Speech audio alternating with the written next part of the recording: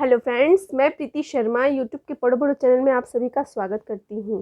Friends, हम लोग पढ़ रहे थे शिक्षण की विधियाँ और शिक्षण की विधियों के बारे में बहुत सारी चर्चाएं हो चुकी हैं और भी हमारे कुछ टॉपिक्स बचे हुए हैं जो आज हमें कंप्लीट करना है और आपके एग्ज़ाम के पॉइंट ऑफ व्यू से बहुत ही इम्पॉर्टेंट है ये सारे के सारे टॉपिक्स। तो वीडियो को पूरा देखिएगा और अगर अच्छा लगे तो लाइक कीजिए और लोगों तक शेयर कीजिए ताकि वो भी इस विषय वस्तु से लाभ उठा सके और आपके जो भी एग्ज़ाम हैं सीटैट, टैट, सुपर टैट, केवी के, DSSB के, NVS के, ये सारे जो एग्ज़ाम में पूछे जाने वाले प्रमुख टॉपिक में से एक है।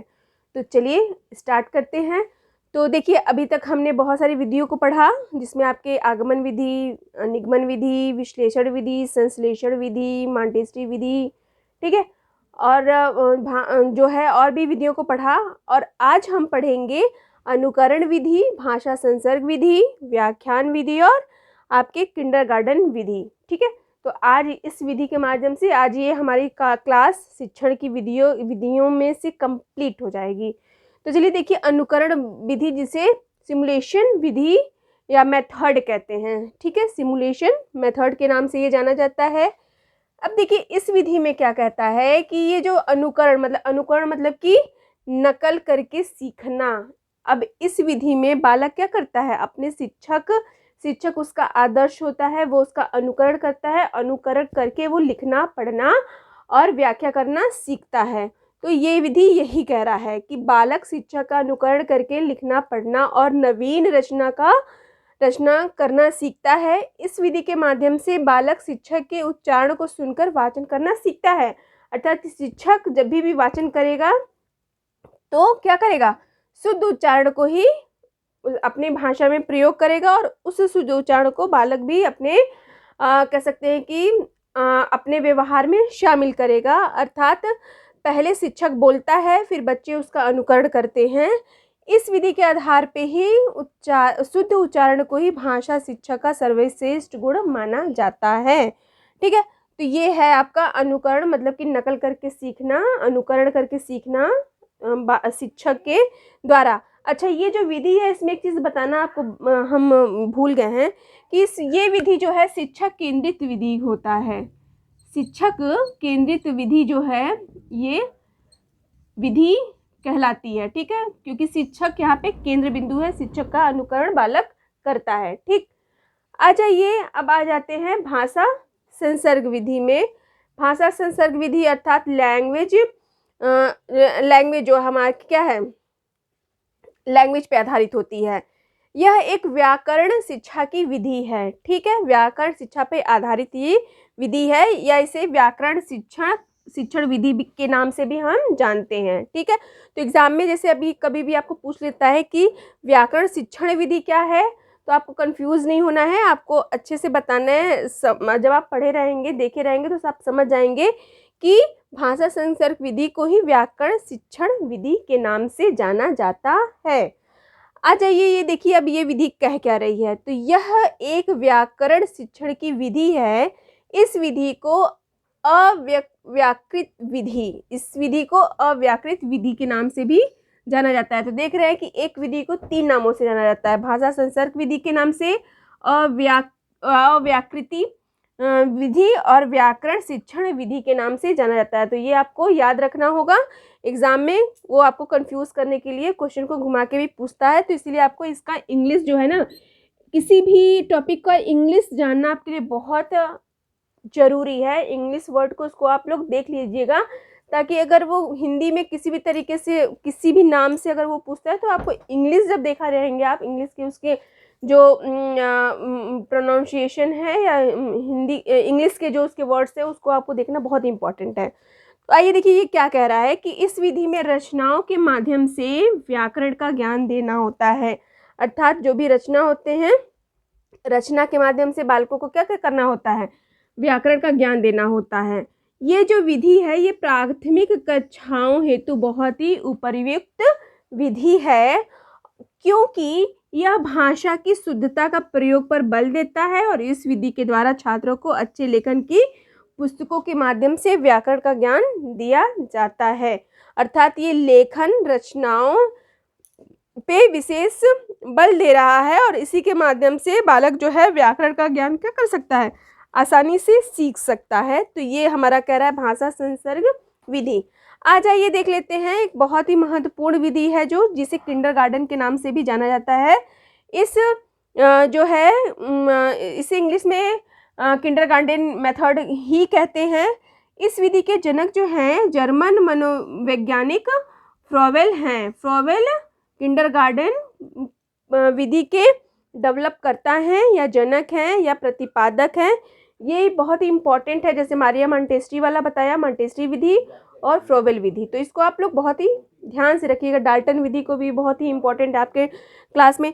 तो देखिए ये जो विधि है इसमें क्या होता है कि जो फ्रोवेल कहते हैं कि फ्रोवेल का जो शिक्षण का आधार क्या है कि स्कूल बच्चों का गार्डन है। अर्थात बच्चे स्कूल में जाकर और बच्चों को प्रकृति के माध्यम से सिखाना बहुत ही ज़्यादा उपयोगी होगा। बच्चे प्रकृति से काफ़ी कुछ सीख सकते हैं। अर्थात गार्डन का क्या है, गार्डन ही स्कूल है बच्चों का। ठीक है, खेल के माध्यम से, अर्थात बालक खेल के माध्यम से ज़्यादा चीज़ें सीख सकते हैं, कर सकते हैं और रुचिकर ढंग से इंटरेस्ट लेते हुए। ये जो विधि है ये सामाजिक भावना का विकास करती है। अर्थात गार्डन में कुछ बच्चे होंगे अलग अलग वातावरण के, अलग अलग समाज के, तो ये बच्चों में सामाजिक जो है विकास की भावना डेवलप करेगा ये विधि। तो इसीलिए इस विधि में सामाजिक भावना का विकास भी करना संभव है। आ जाइए हम लोग व्याख्यान विधि को देखते हैं, जिसे लेक्चर मेथड। देखिए व्याख्यान विधि जो है आपके शिक्षण प्रविधि में भी एक टॉपिक है। शिक्षण प्रविधि में जैसे प्रश्नावली या प्रश्नोत्तर विधि है, व्याख्यान विधि है और बहुत से वाद विवाद विधि है, पर्यटन या भ्रमण विधि है, खेल विधि है, समूह चर्चा विधि है, डिबेट विधि अर्थात ग्रुप डिस्कशन जो है आपका, या कह सकते हैं समूह ग्रुप के माध्यम से बच्चे सीखते हैं। ऐसे बहुत सारे विधियां हैं जो आप ऐसे बहुत सारी प्रविधियां हैं जो शिक्षण प्रविधियों की इम्पोर्टेंट टॉपिक्स हैं। यहाँ पे भी व्याख्यान विधि उसमें से एक है, जिसे ये जो व्याख्यान विधि है ये क्या करता है, ये जो है व्याख्यान विधि कोई भी प्रकरण या कोई भी टॉपिक या कोई भी सब्जेक्ट या कोई भी तथ्य की व्याख्या करने के लिए व्याख्यान विधि का प्रयोग किया जाता है। ठीक है, ये जो व्याख्यान विधि है ये शिक्षण की सबसे प्राचीन विधियों में से एक है, प्रमुख विधि। अर्थात यह विधि जो है सामाजिक शिक्षा या सामाजिक विषय या सामाजिक अध्ययन के लिए बहुत ही उपयोगी विधि है, बहुत ही कारगर विधि सक्सेस होती है। ठीक है, ये जो विधि या व्याख्यान विधि ये शिक्षक केंद्रित विधि मानी जाती है। अर्थात इसमें शिक्षक की महत्वपूर्ण भूमिका होती है।